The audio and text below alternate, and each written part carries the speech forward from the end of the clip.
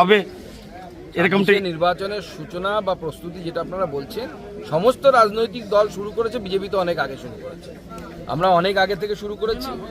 কালকে মোদিজির সভা তাতে বাড়তি একটা যোগান দেবে, এনার্জির যোগান দেবে, এনার্জি বুস্টার।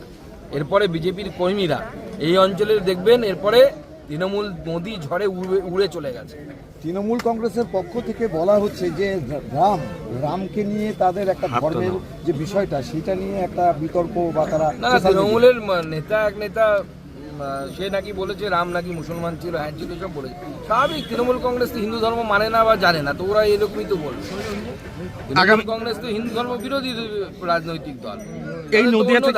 এই নদিয়া থেকে কতগুলো আসন মানে একাধিক রয়েছে, আরো কত আসন আপনারা আশা করছেন? গতবারের থেকেও আমরা বেশি আসন জিতব। বাই ইলেকশনে যেটা হেরেছি ওটা রেকর্ড ভোটে জিতব, ওটা রেকর্ড ভোটে আমরা জিতব। এবং 26-এ ভারতীয় জনতা পার্টির সরকার নরেন্দ্র মোদীর নেতৃত্বে পশ্চিমবঙ্গে তৈরি হচ্ছে।